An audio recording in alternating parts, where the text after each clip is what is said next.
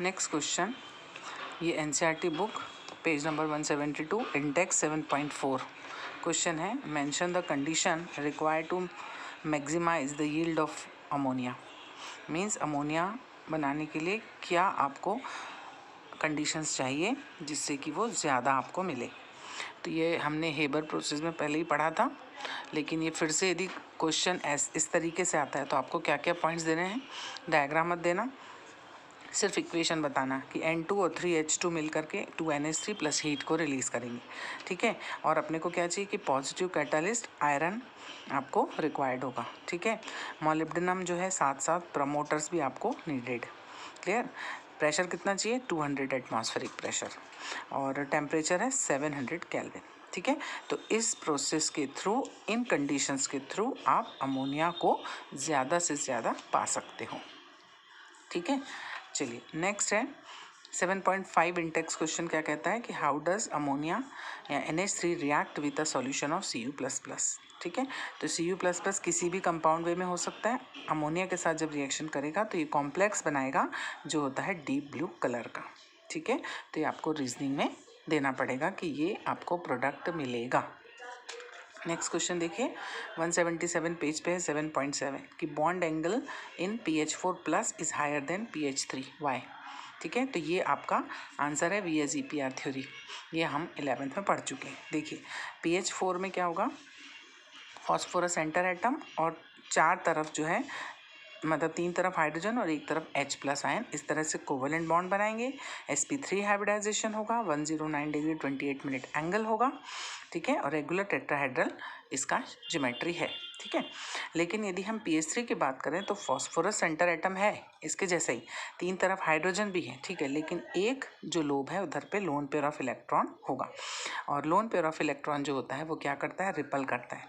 तो जब ये रिपल करेगा तो ये बॉन्ड एरियाज जो है वो पास पास आ जाएंगे, और एंगल जो है 109 डिग्री 28 मिनट की जगह हो जाता है 93 डिग्री।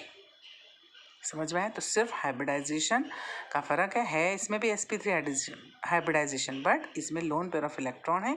इसे टेट्राहेड्रल तो होगा लेकिन डिसऑर्डेड टेट्राहेड्रल इसका शेप होगा, एंगल भी चेंज हो जाएगा, रिपल्शन के थ्रू कम हो जाएगा। ठीक है, चलिए फिर इसके बाद एक क्वेश्चन है 7.8 Intex, what happens when white phosphorus is heated with concentrate NaOH solution in an inert atmosphere of CO2। ठीक है, तो आपको इसका आंसर के लिए PH3 लैब मेथड मैंने पहले ही पढ़ाई। P4 मतलब सॉलिड फॉस्फोरस NaOH और H2O के साथ मिलके NaH2PO2 बनाएगा, और साथ में फॉस्फीन गैस जो होगा वो रिलीज करता है।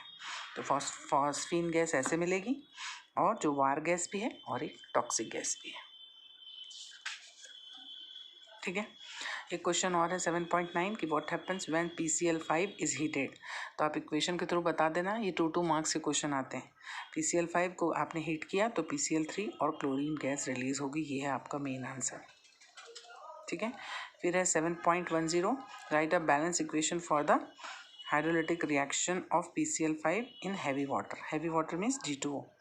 तो आप रिएक्शन करके बता दो PCl5 plus G2O means H2O ही है, लेकिन ड्यूटेरियम के कारण आप इसको H2O ना बोल कर D2O बोलोगे।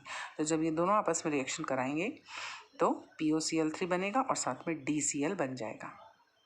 ये आपको इक्वेशन के थ्रू बताना पड़ेगा।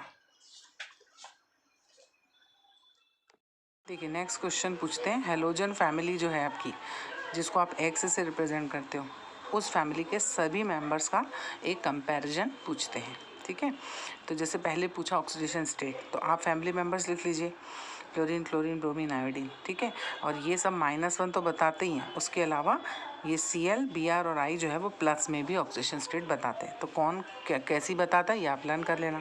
ठीक है, कॉन्फ़िगरेशन क्या है, NH2 NP5, एक इलेक्ट्रॉन इनको मिल जाए सभी को तो ये क्या हो जाएगा, ऑक्टेट इनका कंप्लीट हो जाएगा। फिर सेकंड पॉइंट कंपैरिजन का, इलेक्ट्रोनेगेटिविटी। इलेक्ट्रोनेगेटिविटी क्या होती है कि टेंडेंसी टू अट्रैक्ट इलेक्ट्रॉन, तो F का साइज़ सबसे छोटा है इसलिए इसकी इलेक्ट्रोनेगेटिविटी भी ज़्यादा है। तो यहाँ पर ऑर्डर बता देना, ऊपर से नीचे जब आप आओगे तो कम होती चली जाएगी। फिर oxidising property, all are strong oxidising agents और strong tendency to accept electron, और ये ऑर्डर है, आप बता दीजिए।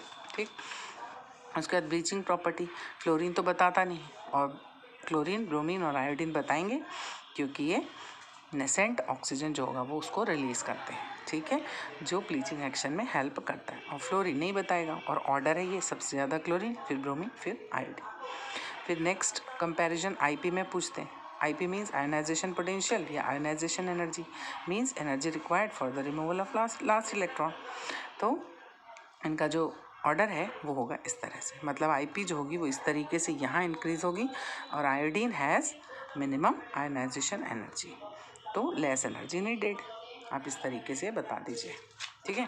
फिर नेक्स्ट क्वेश्चन है hydrides of nitrogen family. Nitrogen family के हाइड्राइड्स बनाओ।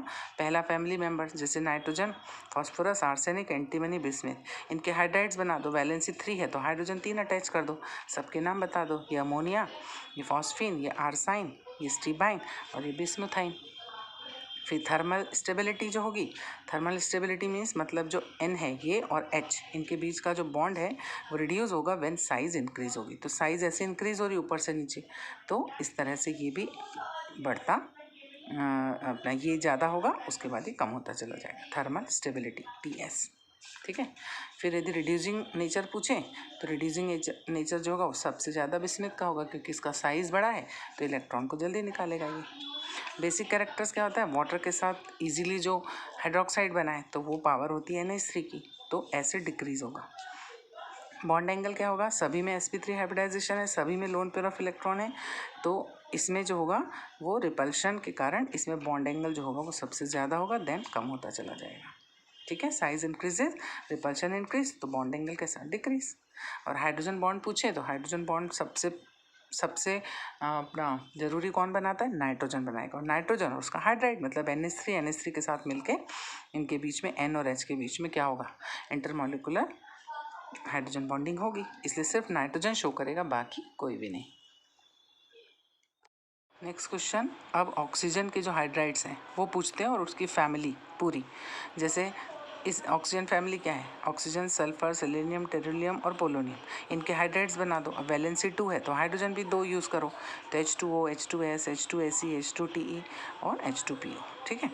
इनके नाम याद कर लेना, ठीक है। आगे आ जाओ, थर्मल स्टेबिलिटी पूछें तो सबसे ज़्यादा अच्छी किसकी होती है, वाटर की। देन जैसे जैसे आप नीचे आते जाओगे ये डिक्रीज होती चली जाएगी। क्यों, क्योंकि साइज़ ऑफ सेंटर एटम क्या हो रहा है, इंक्रीज़ हो रहा है। Classes, atomic number, atomic weight सब इंक्रीज़ हो रहा है, तो न्यूक्लियर अट्रैक्शन कैसा होगा, कम होगा। इसकी वजह से थर्मल स्टेबिलिटी वाटर की सबसे बेस्ट होगी, ठीक है। फिर रिड्यूसिंग प्रॉपर्टी पूछते हैं, तो रिड्यूसिंग प्रॉपर्टी ज़्यादा होगी इसकी। रिड्यूसिंग प्रॉपर्टी मीन्स जितनी जल्दी जो इलेक्ट्रॉन निकाल सके, तो जब साइज़ बढ़ता है तो इलेक्ट्रॉन को निकालने की टेंडेंसी भी बढ़ेगी, ठीक है। तो रिड्यूसिंग प्रॉपर्टी इसकी कम होगी, इसकी सबसे ज़्यादा होगी। फिर नेक्स्ट पार्ट पूछते हैं एसिडिक प्रॉपर्टी क्या है। तो एसिडिक प्रॉपर्टी में कौन कैसे एसिड बना पाता है बताइए। तो H2SO4 जो बनेगा उस फैमिली में सबसे ज़्यादा स्ट्रॉन्ग एसिड होगा, ठीक है। और नाइट्रोजन फैमिली का यदि पूछें तो स्ट्रॉन्ग एसिड HNO3 बन पाता है। हेलोजन फैमिली का HF होता है, ठीक है।